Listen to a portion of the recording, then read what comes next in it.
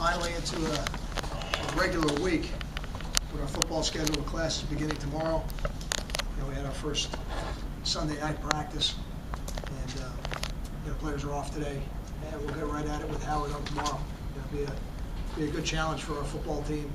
They're coming off a great win, with a freshman quarterback, number 12, coming in the game late, going 10 of 11, leading a drive down the field to win the game at RFK Stadium. So I'm sure they're a very excited program, and we're certainly excited to open up our season at High Point Solutions Stadium, this weekend, and get an opportunity to play a game in front of our home fans. The only home game we have this September, as the schedule worked out. So with that, I will open it up for questions. Carl, can you just break down what you see from Howard, offense, defense? Sure. I think, Coach Arell has a background of playing in the NFL. He played in the World League. They do a lot of things on offense. They're very multiple on offense.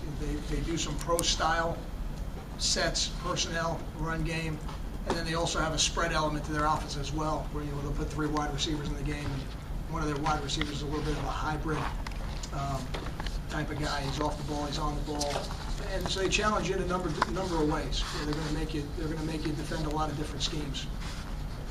On defense, they're like a 4-2-5 configuration on defense, and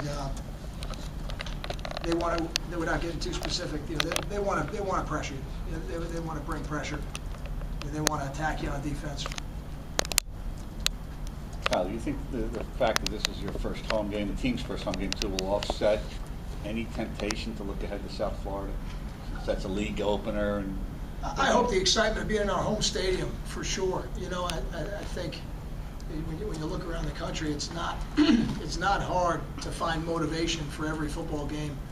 When you see what happened, out in Western PA, with Pitt and Youngstown State, what happened a couple of years ago with Michigan and App State, and certainly what happened in our past. We have games like that in our history. It was a little prior to when I got here, but they're there and they're on the record. So I think every week when you show up at the stadium, there's going to be an opposing group of 18 to 22-year-olds that are coached well, that have trained hard, and that are competitive. And you have to be ready to play every week, regardless of your opponent. But there still is a natural temptation among 18 and 22-year-olds, right? Though, is that one of the biggest things you're fighting this week? I don't think we're fighting that. I think we have a mature team. I think when you have an immature football team, you might be fighting that. I think we've got a mature football team that understands. We've got an opportunity this week to go from 1-0 to 2-0, and to keep all of our goals for this season alive by doing it. I think that'll be motivation enough. Coach, what did Saturday's game show you about your team that you may not have been able to see, say, in practice? What you get to see in the game that you haven't seen in practice are the players who hadn't played in games yet. We had some young guys who played for the first time, Leonte Carew, Kyle Federico, and Darius Hamilton. We had some guys, a year older who hadn't played in games yet, Quentin Goss, Anthony DePaula, Tyler Croft, and they got an opportunity to show us that the stage wouldn't be too big for them. And I think every one of them really did a nice job. And Kyle missed his first kick, but then he came back and he made his next one. He made all the PATs and really, I think, grew in confidence as the game went on. And it didn't surprise me because he's been that way since he's been here in January. He's got a great demeanor about him, and I think he'll only get better as we go forward. From an injury standpoint, Paul and Marvin going to be getting back to work tomorrow or later in the week? Marvin, we x-rayed Marvin and his x-rays were negative, so we feel good about that. Right now he's still got a boot on, so I don't know if he's going to be practicing with us tomorrow, but we're optimistic.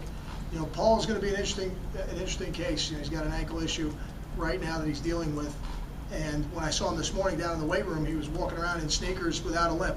So he looks great. Now, does that mean he can run and play football? We'll find that out tomorrow. He'll have another day to get ready for that, and then we'll have him out there and see what he can do, and hopefully progress him as the week goes. But I felt really good about what he looked like just walking around the building this morning.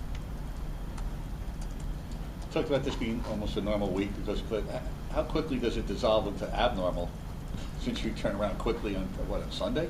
No doubt. And right now our focus is on Howard, but we are conscious of the big picture, and we know we do have a quick turnaround, and And we're going to play that game at 3:30 on Saturday afternoon, and we're going to turn around and we'll be practicing on Sunday. And we're going to set those schedules up today because we do have the short week on the back end afterwards. Well, Cal, could you talk about that the kick out? Could you talk about the kick out block by Civil on that run by Jameson, touchdown? You know, it was a power play. You know, down blocks and double teams on the front side. Andre was the puller. You know, and really you have the fullback and the puller on that side to hopefully separate the defense. As you heard me say, all runs that work separate the defense somehow, some way, and that one did. And it was a great job by Andre because as he turned the corner, there were two defenders. And any time you turn the corner and there's two defenders, you always want to kick out the inside defender because that ultimately will block both guys. And he did that. And I think, you know, as he gains more experience, I think he could be a little more explosive on that block. But he did a great job of running his feet through the contact and finished the block in a really good position. Is it difficult to assess the pass rush in the front four because so many three-step drops and quick slants? There's no doubt, and I think we get a lot of that here at Rutgers. You know, the people who've watched our film on defense know we're going to come after you, and certainly sacks, quarterback knockdowns, whatever they are. You know, we've accumulated quite a few over the years, and I think when we play people, I think there's a natural tendency for those teams to put a game plan together that gets the ball out fast. You know, they're trying to avoid those situations. So, and I think our front four did a nice job in that first game. But I don't think there were a lot of opportunities, which is what you're alluding to. Kyle, you mentioned yesterday about talking to Rob about the third down conversions. What kind of things did you guys talk about? Well, you know, without giving too much away. Sure. Yeah. No. I think there's some little things, some technique things we could be a little bit better at, and I think some of them were just a function of. You know, it's hard to prepare when you don't know exactly what you're going to see. And I said that all last week. There were going to be some unique challenges about that game in the game planning, and they have a really fine coaching staff down there at Tulane. They did a good job with it. Kyle, your all-around performance on special teams, Dorner's punting, Deering, the block extra point, DePaula kicking, is that kind of what you want to see week in, week out? Is that all-around effort? We absolutely feel that special teams is going to help us win the game each week. And there's certainly, you pointed to all the plays, there's a number of them in the game. You know, I could also point to 2 tackles by T.J. Johnson on kickoff coverage that are big plays in the game, probably 25 to 35, 40-yard field position swings if he doesn't make those tackles. You know, so you know, we want to win games on special teams here. I think our players buy into that, and I think there's a lot of examples in that first game we can build on. Coach, considering Civil's play you mentioned earlier and all the other holes created for the running game and also not allowing a sack to a team that out-sacked its opponents, how do you feel about your offensive line in game one? I think it's a good start. I think it's a good start. I want to see the body of work. I try not to make too many decisions based on just one game or one series. I think they have a performance that they can build on as a unit, and I think that's a positive. Any guys you're looking to get in against Howard, especially maybe some younger guys to take a look at if you want to, possibly redshirt this year? You know, we have in our minds and in our staff room, the list of guys that we feel like these guys will, all things go the way we want them to, will redshirt this year. But because you can never predict injuries and things like that, it's hard to say publicly, nor do we want to do that. In terms of playing them this week, our focus is on playing well from the first play. I'm not looking past any of that. I don't look beyond that in any way, shape, or form. And if an opportunity presents itself in the game, we'll deal with it at that point. But I want to say it was last year. We played a game against an FCS opponent. It was 6-0 at halftime. So again, you need to approach these games to win the game first. If you look beyond that, you're putting yourself in a very dangerous situation. Kyle, what's your take on playing FCS opponents? I mean, do you like it, or? I do. I think it's good for football. I think they've made the rule such that you can play one a year and it counts toward your bowl eligibility. So there's no negative to your football team to doing it. Generally, it gives you a 7th home game.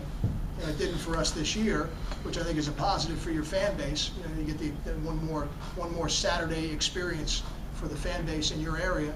And I think it gives the FCS opponent a great opportunity, to showcase their program. Coach, you talked about not wanting to make too many judgments after just one game on anything.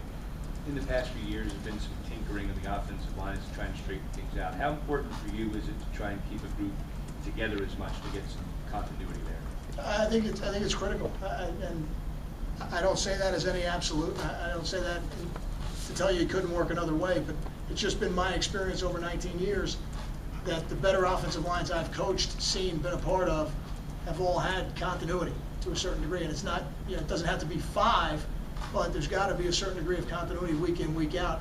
There is a chemistry that builds with those guys as they gain experience playing next to each other. And can you talk a little bit about Batim Bajari a little bit? I think Batim went out there and had a solid first game. It was good to get him out there, and again, we had played him a lot in practice at center, but until you go out there and do it in a game, it's still practice. So I thought he handled himself very well.